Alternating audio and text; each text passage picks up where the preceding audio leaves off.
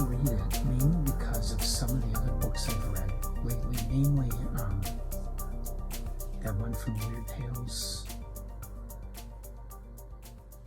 about the Asian guy that wanted to create a new moon. I forget the title of it. And also The Labyrinth by Francis Stevens they both seem to have different levels of influence of Fu Manchu on the stories, and so I wanted to read the actual book. I had started reading it a few years ago and only got about a little less than halfway and got busy with other things and never got back to it. So I went back and I finished reading it. Short book, easy read. The Mystery of Fu Manchu is the very first of a fairly long series. I believe it's like 13 or 14 books.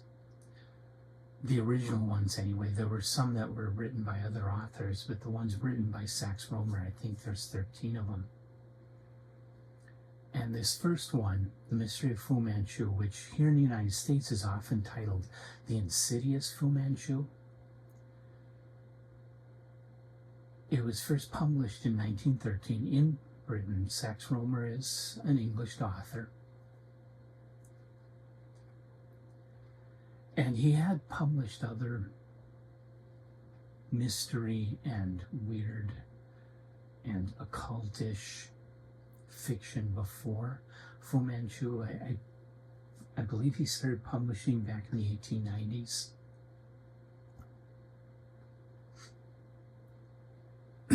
But of course, Fu Manchu is the one that really captured public imagination and became a cultural thing. It became a big part of pop culture.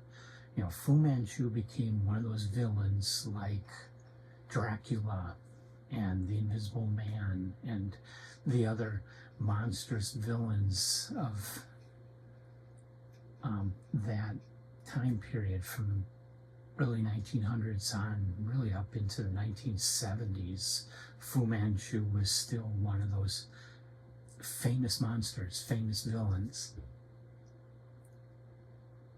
And of course, the Fu Manchu series has been shot as movies many times.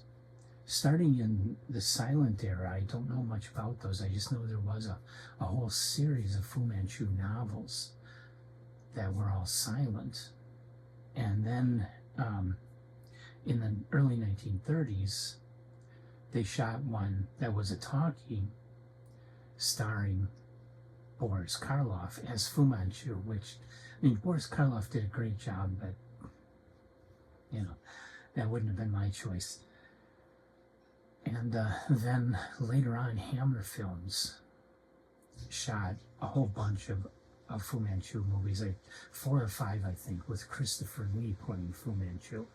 And in the 1970s, of course, Peter Sellers did a satire on the whole thing. And that was a popular movie. Since then, you don't really hear about the character much.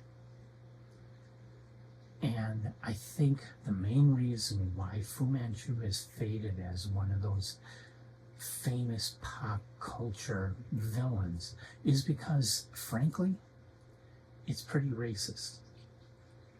I mean, just the idea of a criminal mastermind leading an organization to try to take over the world. I mean, we've seen that in how many James Bond movies? It doesn't have to be Chinese. It doesn't have to be Asian. It doesn't have to be Russian. It can be anybody. It could be an American industrialist. You know, it doesn't have to be racist, but at that time, when Fu Manchu was published, there had already been quite a lot of books published on the subject of what popularly was known as the Yellow Peril, the fear among primarily British people but also here in America, that the Chinese were evil and were going to come after us. And there was a great deal of Asian racism back during that time. a lot of that has its roots in the Boxer Rebellion, because in a nutshell, the US and Britain wanted to go in and basically take a lot of land away from the Chinese peasants. And the Chinese peasants didn't like that, and they fought back. And it was really bloody, and gave them a very bad reputation.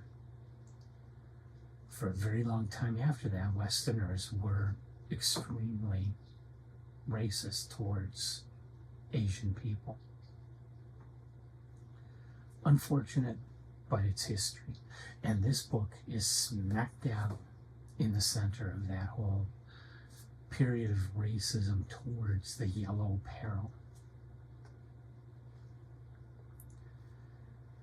So, if Sax Rohmer would have just played these as just an evil genius bent on taking over the world, and not tied it to that very major racist movement of the time, it wouldn't be such a problem. It wouldn't be any big deal. But he did tie it to racism, and he did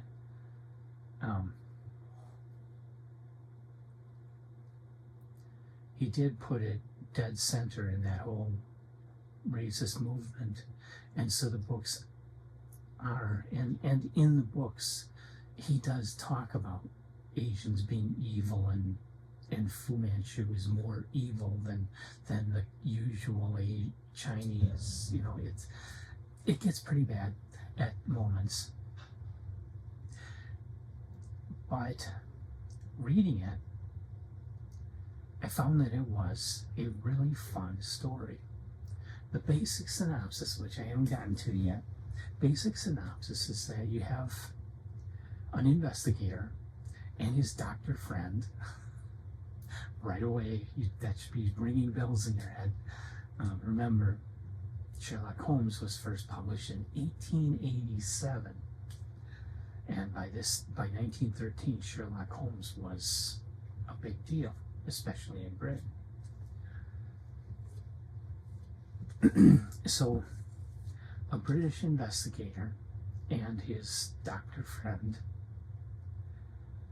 catch wind of Fu Manchu coming to England with intent to murder certain people who know too much about Fu Manchu's worldwide organization. So these two follow the trail and chase after Fu Manchu. And from there, the plot is fast-paced, very adventurous, very exciting. The story moves along really good, really solid. And it's the two investigators get into one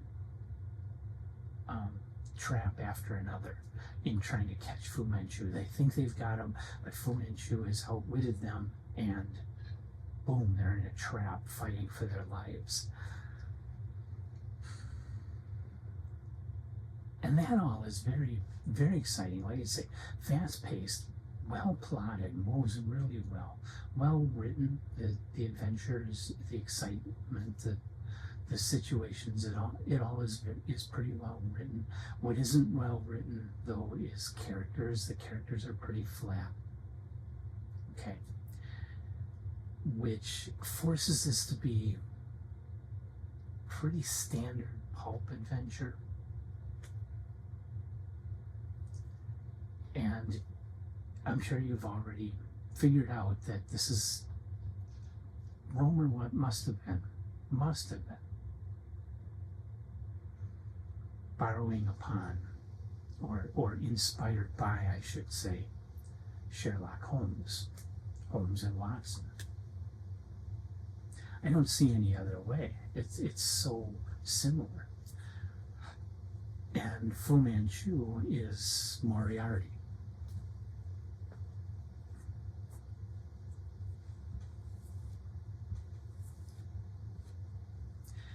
Now, it's not a terrible thing to be inspired by something like Sherlock Holmes and do something similar, and there certainly were a lot of other stories and heroes that were definitely inspired by the Sherlock Holmes adventures.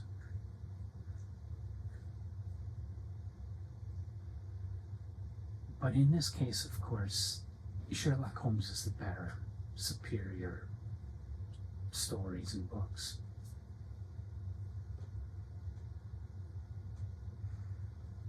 So I would love to be able to give this a top tale status because of just how huge this has been in pop culture, and because of just how fun of a story it was to read. But number one, bad character. Number two, racism. Number three, it is just a Me Too. Everybody loves Sherlock Holmes, so I'm going to write something just like that, but change it, make it something different, make it my own. You know, nothing wrong. Rohmer wasn't ripping off Sherlock Holmes, but it's definitely him trying to cash in on the popularity of that style, that genre of writing. Okay. So Sax Rohmer wasn't doing anything significantly new except the addition of the yellow peril racism. And for all those reasons, this can't be a top tale. And also for all those reasons, I can't say that this is something you should run out and read.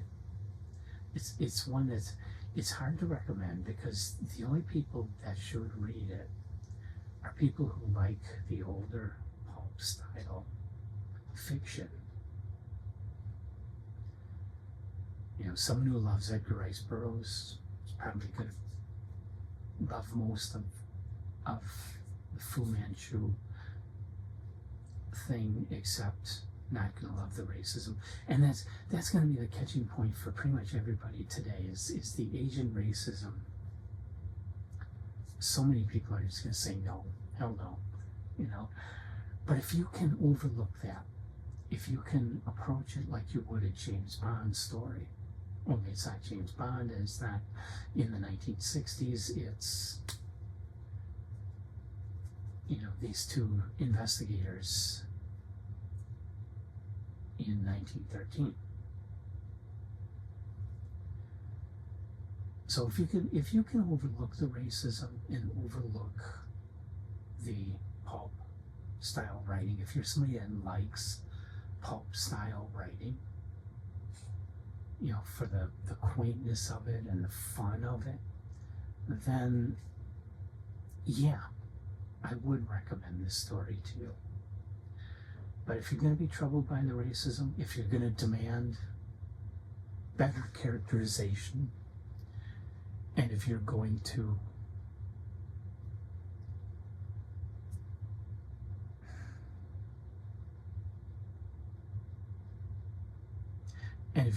dislike the fact that this isn't all that original,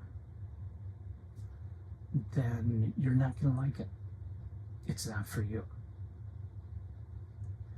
So it sits in a weird place. It was influential. Like I say, I could see influences in The Labyrinth by Frances Stevens. Except she turned it on its head. All the Chinese servants at the mansion were friendly, good, nice people who ended up saving the British people in the end. So she kind of turned that racism around and said, here's some Chinese characters that are decent people, you know, which I like about that story. It's clearly being inspired by Fu Manchu, but wanting to say, wait a minute, the racism is not accurate. You know, and then there's the one that I found in Weird Tales that I talked about. I'm forgetting the name of it, but it wasn't too long ago I did a review of that, and that's what got me onto this. But that one, it was a evil Chinese genius that was trying to find a way to break off a piece of the earth and create a second moon. It was a cool story. It definitely went beyond Fu Manchu, but there was definitely a lot of Fu Manchu overtures in it. So, there's and then just that whole mystery adventure thriller genre got its start with Sherlock Holmes and continued through Fu Manchu and resulted in stories like Doc Savage and ultimately James Bond. There's a whole line going through all those stories. There's a continuity through all those stories of that, detective going after evil geniuses that are bent on taking over the world.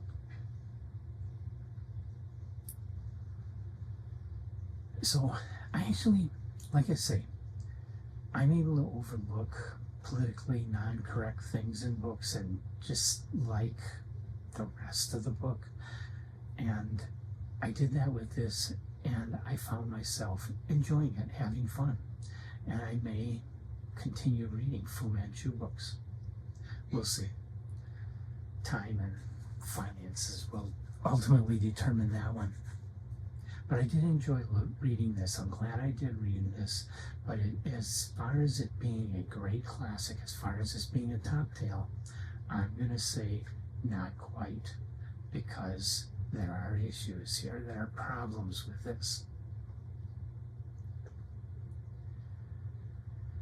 So have you ever read The Mystery of Fu Manchu, the first book in the Fu Manchu series? Leave your comments about that or Sax Rohmer in general in the comment section of the video. I would love to hear your take on this stuff. And come on back for all we do here on Telltale Books. Look for these. I'm constantly looking for these kinds of literary connections that lead from one story to another story towards other stories. That's the journey through literature that you can take, which is the most exciting thing about reading a large number and wide variety of books. So hit the like button, hit the subscribe button, come on back for more of our videos.